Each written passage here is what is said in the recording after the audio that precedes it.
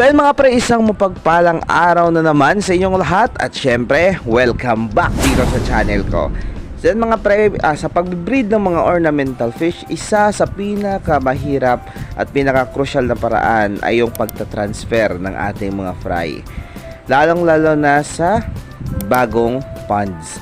Ayan, kung naalala nyo yung mga pond natin, ayan. So kakatapos lang ng treatment ng ating mga pond. So free na yan from the chemical. Pero kailangan nating masigurado na yung pag-transfer ng mga fry natin dyan ay magiging okay. So paano nga ba? So ito ang isa sa pinaka-ultimate technique. Yung sabi nila pinagbabawal na paraan na ginagawa ko kung paano ako mag-test ng water parameter ng bagong pond ko. So ayun, kung gusto yung malaman, samahan nyo ako.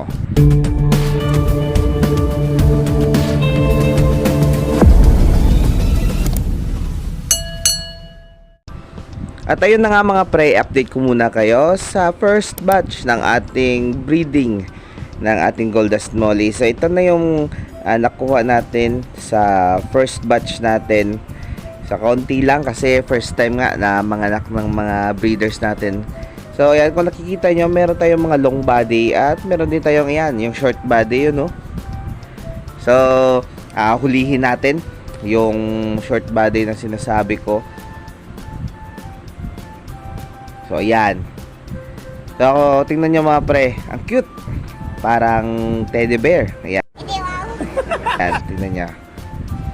So dahil yung ating mga breeder ay may genes ng balloon, so by genes mutation, talagang babalik at babalik yan sa kanyang pinagmulan. So meron dyang mga short body na gold dust molly. So kapag nag-out tayo, so paswertihan na lang kung sino yung una makakuha ng mga fry natin dyan. So swerte nyo. So yun, bago natin i-transfer yung mga isda, so dito muna tayo mga pre. Yan, kung nakikita nyo, ayan o, merong mga nauna talagang lumaki sa ating mga fry. So yung size na to ay part pa to ng first breeding natin, yung first batch natin. So hindi ko lang makuha-kuha kasi talaga yung mga malalaki minsan lang yan lumalabas kapag gutom na gutom. Sa ngayon 3 araw di tayo nakapagpakain, kaya ayun, lumabas sila. So yung mga shooters kasi mga pre, yung behavior nila ay nasa ilalim lang, naghihintay ng mga nalalaglag at doon sila kumakain. Bibihira mo silang makitang nasa taas. So yan, no, tingnan nyo, ang lalaki na. So ilalagay natin yan mga pre kasi yan yung i-grow out natin sa malaking pond natin na ginawa para mabilis silang lumaki. So by January siguro lalaki na yan. So baka pagpili na ako ng dadagdag ko na breeders. Yan.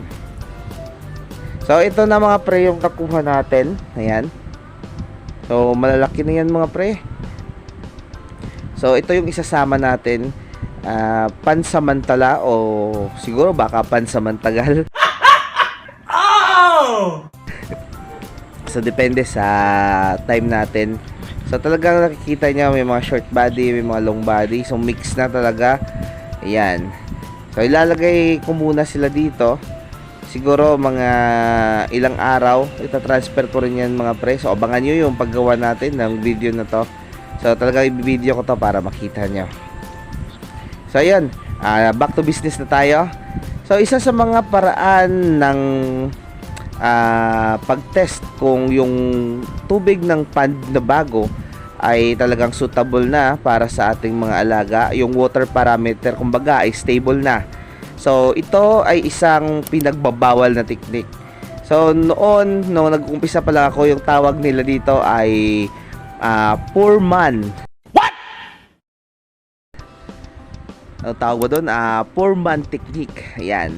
So isa ito sa pinagbabawal na technique na kung saan ito, yung mga isda ay nilalagay natin dito sa pond natin as test fish. Ayan. So hindi mo na kailangang bumili ng mga mamahaling tester kit. So simple lang. Ito, yung isda na to ay tinatawag nating sacrificial fish. Isasakripisyo natin to at ilalagay dito. Ayan. So naglagay ako dito ng 5 na gold dust molly natin sa pond na to. So abangan natin 3 araw mga pre, hindi natin papakainin yan. So 3 days na nandito sila sa pond, at kung nakasurvive sila, wala nang problema. So ibig sabihin stable na yung water parameter ng ating pond. So ganun lang kasimple mga pre, sakripisyo lang yung ibang isda for the sake na malaman natin kung suitable na ba talaga yung tubig natin. So yan, kung nakikita nyo sa galawan niya, malamang sa malamang ay maganda na yung quality ng tubig natin. Ayan. So kukuha tayo doon na ilalagay pa dito sa kabilang pond. So hayaan muna natin sila mga pre ng 3 araw kung magsusurvive ba sila. So dito kukuha ako ng mga long body. Ayan, yung talagang mahaba na yung katawan. Siguro mga 2 piraso lang o 3. Ilalagay natin doon sa malaking pond para malaman natin kung yung pond natin ay pwede nang paglagyan ng mga fry ng ating gold dust molly.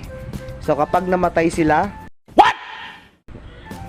ayun, so hindi pa pwede talaga, hindi pa stable yung parameter ng ating isda. So sa hindi pa nakakaalam at hindi pa nakakasubaybay sa aking channel, yung tubig namin dito ay napakababa ng pH level at walang oxygen. So kahit yung snail ay hindi nabubuhay sa tubig namin kapag hindi nakastabilize yung tubig. So ganun kahirap mag-breed dito sa amin mga pre. So kapag minsan nag-overflow ako at malimutan ko, kahit hating gabi umuwi ako dahil alam ko kinabukasan patay lahat ng mga alaga ko. So ganun. So hayaan ko muna sila dito mga pre, siguro mga 3 araw din, at lang dun ay hayaan din natin para ayun, kapag okay na ay ilalagay na natin dito. At saka yun ay ilalagay natin doon para yung mauna na namang lumaki ay ilipat natin sa kabila. So gaya ng ginagawa ko dito sa ating mga Platinum King Molly, ganun din. Paulit-ulit lang yung mga fry natin, ilalagay natin. So dahil parang uulan na at hapon na talaga mga pre, so magpapakain na ako ng mga alaga ako dito. So update ko rin kayo dito sa breeding ng ating Platinum King Molly. Ayan. So yung ating Platinum King Molly ay may genes na rin ng balloon. Pero hindi ko to ibebenta as balloon. So parang normal pa rin na PKM para sa market natin. Para at least na-improve lang natin yung line natin. So nakikita nyo mga layer tail na yan lahat. Pero yung iba dyan mga pre, balloon talaga. Mostly talaga balloon yan. Kung nakikita nyo, ayan. So ito na yung next generation ng ating breeding, ng ating PKM. So titingnan natin kung talagang mamimaintain natin yung line ng layer tail. So yun na yun. Ito na yung bagong pagkukunan natin ng mga fry na i-grow out at ibebenta sa ating mga customer. So dito yung mga gold dust molly natin. Ayan. So pasensya na kayo mga pre. Yung pinapakain ko dyan mga pre ay powdered Koi King. So hindi yan sponsor mga pre pero Koi King baka naman. So ayan tingnan nyo. Ang lalaki ng mga breeder ng ating gold dust molly. Tapos puro yan layer tail lahat. Layer yan mga pre. Pero dahil nga sa sinasabi ko yung genes mutation natin, talagang babalik at babalik yan. So meron talagang mga anak na lumalabas na round tail. Hindi natin talaga yan maiwasan. Kahit sa pure strain, kahit gaano pa yan kamahal balloon, meron talagang long body na lalabas at lalabas dyan. So ganun talaga. Kaya nakapag-decide ako na dito na lang, long body na lang yung i-breed ko. At least less hassle pa. Tsaka hindi ko kailangan ng maraming ponds. So ayan tingnan nyo, yung mga fry natin malalaki na rin. So pasensya na kayo dahil yung ginagamit ko ay pepper grinder para mag-grind ng Koi King. So ito muna yung pinapakain ko sa kanila kasi medyo busy tayo. So kung kailangan kong ma-nurture yung katawan nila, kahit once a day lang ako nag-feeding. So nakikita nyo naman yung ebidensya sa katawan. So matataba sila at malulusog. Ayan, tingnan nyo. So dito nakita nyo na kanina Yun yung ilalagay natin dyan, grow out natin dyan para mabilis.